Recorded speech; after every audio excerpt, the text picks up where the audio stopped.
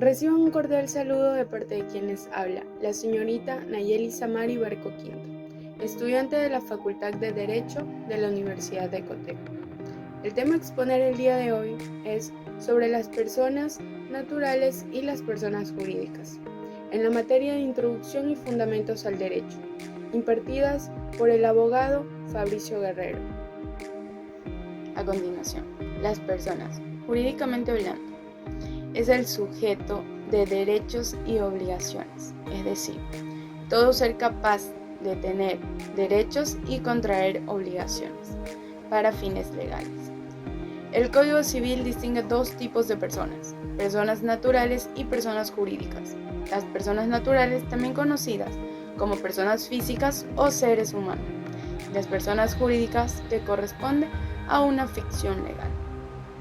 En el artículo 41 del Código Civil se define a la persona como aquel individuo de la especie humana, cualesquiera que sea su edad, sexo o condición, y la divide en ecuatoriano y extranjero. Conforme a la legislación y los principios del derecho, las personas se clasifican en personas naturales y personas jurídicas, ya antes mencionado. Personas naturales es aquel individuo que tiene la capacidad de ejercer derechos y contraer obligaciones. Esta se la adquiere con la mayoría de edad. Esto quiere decir pasado los 18 años o cumplido los 18 años. Las personas naturales, a su vez, se dividen en personas domiciliarias y personas transeúntes. Personas domiciliarias. Domicilio es la circunscripción territorial donde se asienta una persona para el ejercicio de sus derechos y cumplimiento de sus obligaciones. Son todas las personas nacionales y extranjeras que realizan actividades económicas en nuestro país. El domicilio es el asiento jurídico de una persona, o sea, la relación permanente que la ley establece entre una persona y un lugar determinado, en el que se lo supone siempre presente para el ejercicio de un derecho y el cumplimiento de sus obligaciones. De tal modo que, según esta definición, el domicilio es una abstracción puramente intelectual, independiente del lugar mismo a que se refiere.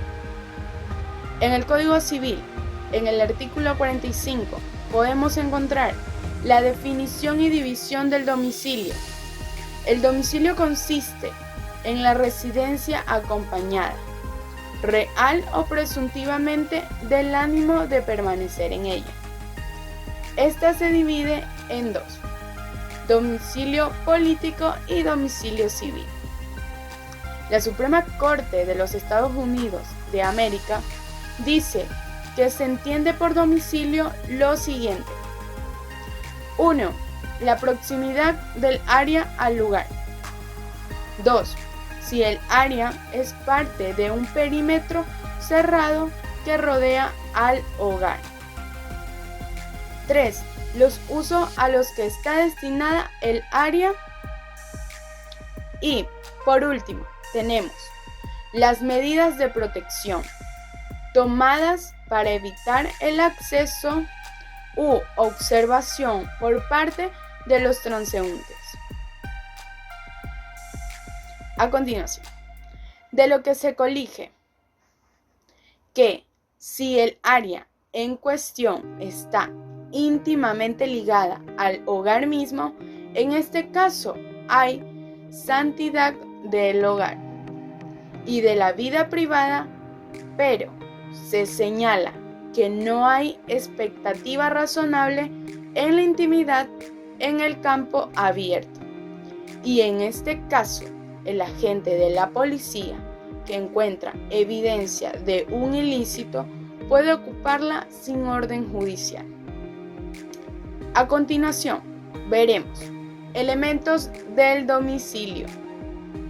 Tenemos dos elementos básicos para considerar que una persona tiene un domicilio en un lugar determinado. y son los siguientes: elemento objetivo y elemento subjetivo. A continuación, el elemento objetivo consiste en la residencia, o sea, un lugar real, físico, visible, tangible, en el cual una persona está físicamente. 2. Elementos subjetivos. Esto es el ánimo, la intención, la voluntad de una persona de permanecer en esa residencia.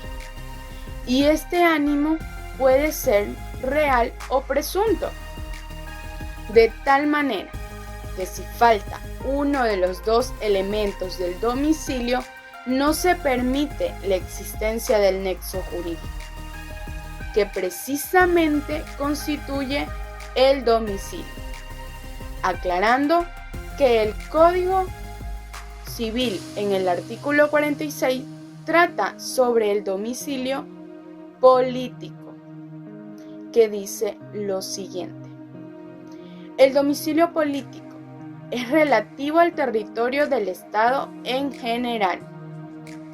El que lo tiene o lo adquiere es o se hace miembro de la sociedad ecuatoriana, aunque conserve la calidad de extranjero. La Constitución y efectos del domicilio político pertenecen al derecho internacional. Esto quiere decir que si un extranjero adquiere bienes en nuestro país, es considerado como una persona objetiva. El artículo 47, Ibide, trata sobre el domicilio civil, de lo que dice lo siguiente: el domicilio civil es relativo a una parte determinada del territorio del Estado. A continuación veremos lo que son las personas transeúntes. Personas sin residencia fija, pero que reside en un lugar solo de forma transitoria. Considerados nómadas.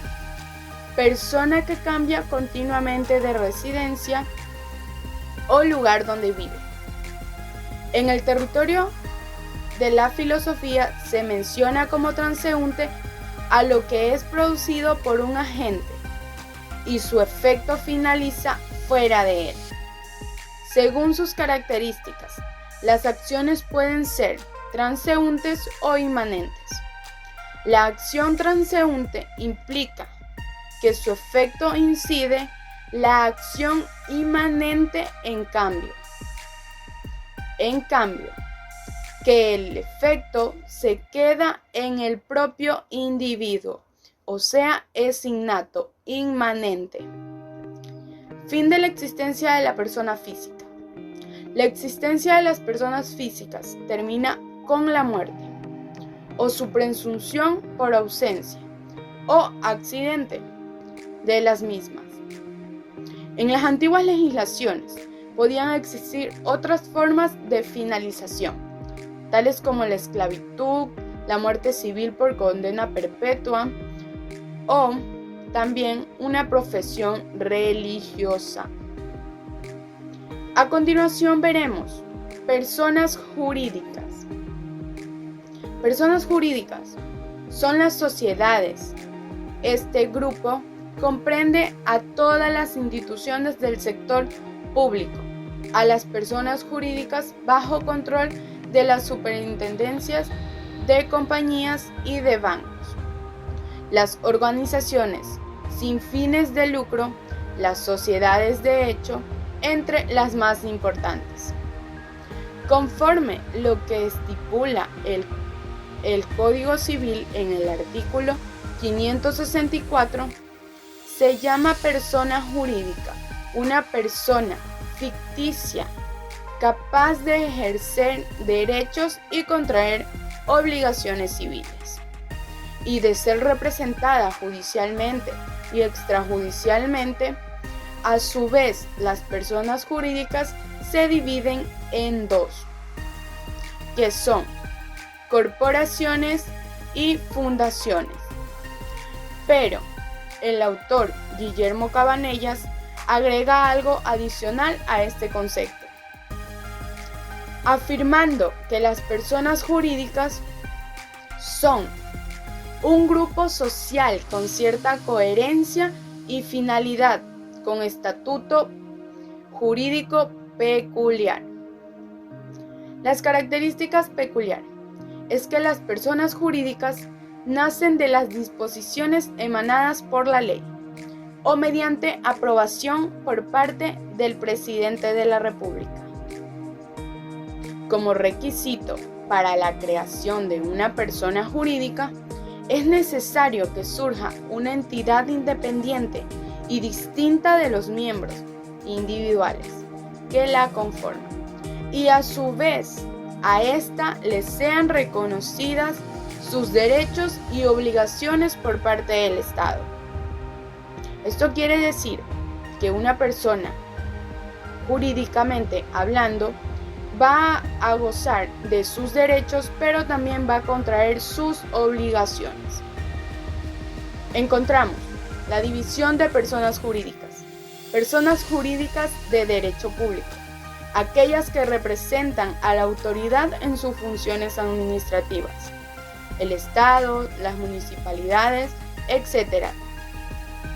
Personas jurídicas de derecho privado, aquellas que dependen de la iniciativa particular, siendo de dos tipos: las que persiguen fines de lucros, llamadas sociedades civiles y comerciales. 2. Las que no persiguen ganancia, como las corporaciones y las fundaciones. A continuación, veremos las corporaciones. Son personas jurídicas que no persiguen fines de lucro y que están formadas por un cierto número de personas asociadas para conseguir la realización de un fin o interés común. Las fundaciones, si bien tienen un fin lícito de interés general, este se realiza por medio de bienes determinados, afectados permanentemente a su consecución. Ambas requieren la autorización del poder público. A continuación, plantearemos las diferencias entre personas naturales y personas jurídicas. A continuación, las diferencias de personas naturales. 1. Puede ejercer todos los derechos y obligaciones de una empresa a su nombre. 2. Es responsable personalmente de las deudas y obligaciones de una empresa. 3. Funciona con el mismo RUC de persona natural. 4. Está formada por una sola persona. 5. No requiere demostrar un capital para emprender su actividad. 6. Puede funcionar como empresa individual o microempresa familiar. A continuación, plantearemos las diferencias de personas jurídicas.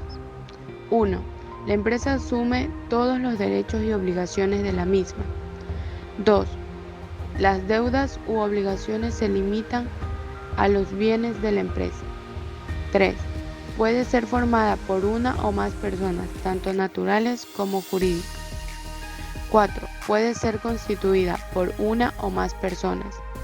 5. Requiere de un capital en dinero o bienes para su constitución.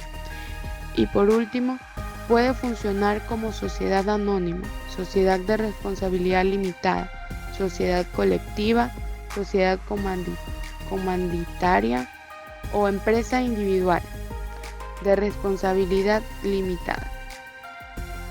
Bueno, no me queda nada más que agradecerle al abogado Fabricio Guerrero por su atención y espero que el trabajo realizado cumpla con sus expectativas a lo enviado. Muchas gracias.